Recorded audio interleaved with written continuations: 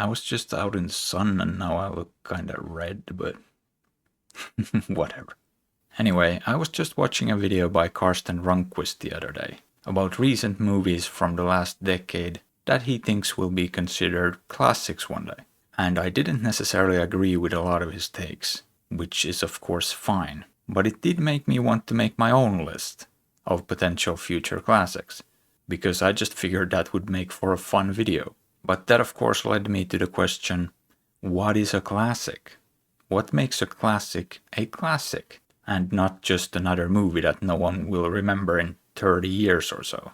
Because if I can't answer that question, how do I pick what movies to include on my list? There has to be some sort of criteria, right? Other than just a gut feeling, just based on vibes. And I also feel like 30 years is a pretty good benchmark to start with. In some cases, 10 years might be enough to judge whether or not the movie is a classic already. Hell, sometimes even less, like with Parasite. It's definitely not my favorite movie, but I think it's already common consensus that it's a classic. And that one's only 6 years old. But I feel like 20 years is where you really start to see if something stood the test of time. Because at that point you already have a brand new generation watching it. People who weren't even alive when it was made. But 30 years, that's a while. Things change drastically in 30 years, on like a cultural and societal level even. So I feel like that's when you truly know if a movie is still relevant and can actually be considered a classic. And if a movie still isn't considered a classic after 3 decades, I think it's pretty safe to say that it probably isn't going to become one either. So that's basically criteria number 1, and probably the most important one. Will people still be watching this movie in 30 years? Or will it fade into obscurity, like most movies? Alright, so we have a decent starting point here. However, as soon as I started thinking about what movies to include, I realized that things are actually a bit more complicated than that.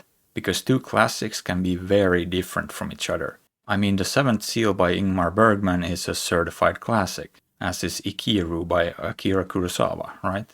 But so is Terminator 2, Predator, Gremlins, and The Thing. Now tell me, what exactly does The Seventh Seal have in common with Predator? They're both motion pictures, sure, and people are still watching them, but that's pretty much where the similarities end. Which of course got me thinking that there are at least 2, probably 3 or more distinct categories of classics. Different kinds of movies that are considered classics for very different reasons. First you got the mainstream classics that everyone knows and loves. That would be something like Terminator. It's a well-made, entertaining movie that the masses adore, decades later.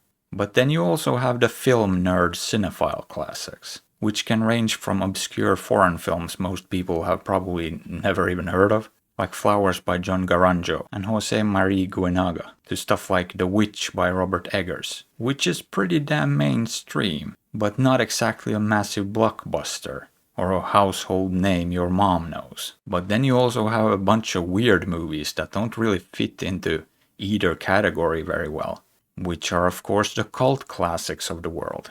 Movies that aren't necessarily of the highest quality, in fact can sometimes even be outright bad, but they have a certain charm to them, and they have found a smaller, more dedicated cult following. And I guess that would be stuff like The Wicker Man or maybe This is Spinal Tap, I don't know.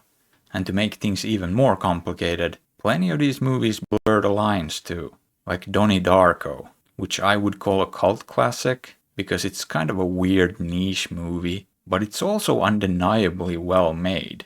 And when I look at how many ratings it has on IMDb, I realize you could easily even categorize it as a mainstream classic at this point. And let's be honest, you could probably divide these up into even more subcategories as well.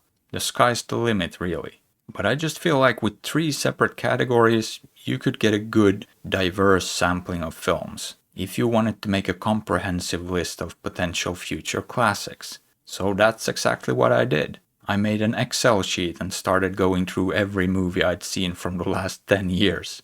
And let me tell you, that was quite a process, because there's somewhere around 1500 of them. Because you see, in the average year, I watch around 130 new movies that came out that year. And I had a couple of years there where I nearly doubled that. So yeah, going through all that took a while. And in the end, I had somewhere in the neighborhood of 170 movies released in the last decade that I thought I could definitely see people watching 30 years from now. Whether that be movies that are basically already considered classics, like Fury Road or Parasite, slightly more niche stuff like The Witch or The Lighthouse, or possible cult classics like Mother and Saint Maud. But let's be honest, I can't make a video listing 170 movies. It's not gonna happen. So instead I just went to work brutally cutting it down. More and more, whittling away, until I only had 10 in each category, or 30 titles in total. However, I quickly came to the realization that the list just felt incredibly generic and boring, and I had no real desire to make a video about that list. It's just not that interesting to me, and that's when I realized that any list like this that you make of potential future classic movies, especially if it's that narrow, with only like a couple dozen titles, is probably gonna be generic and boring if you stick with the safe and obvious choices. Which you probably should if you wanna make your prediction accurate. So this whole project was basically doomed from the start. And honestly, I should have seen it coming. However, I had a fun time doing it, and it led me to making this video, which was also a lot of fun. But the story doesn't end there, because it also led me to making another related video. Because you see, I've been keeping a secret this whole time. All along, all this time, I actually had a fourth category in my Excel sheet as well. One I didn't tell you about. And that's a list of movies I think deserve to be at least cult classics, but that very few people actually know about, and are therefore in danger of slipping into obscurity. And because I sincerely hope they aren't just gonna be forgotten by the sands of time, I made another video listing a bunch of those movies, and talking a little bit about them, in hopes that maybe a few more people will see them. That's what I'm hoping will happen anyway. And since I don't see what else I could possibly do to help them get the attention they deserve, that'll just have to do. Now, do I genuinely think that this video I made is single-handedly gonna save them from being forgotten? Of course not. I'm not that deluded. But if even one person finds a great movie to watch because of it, then I'll consider that a win. But yeah, what do you think these future classic movies will be? Recent movies from the last 10 years that we'll still be watching 30 years from now. Tell me in the comments below. And if you enjoyed this video, feel free to drop a like or subscribe to the channel for more content like this.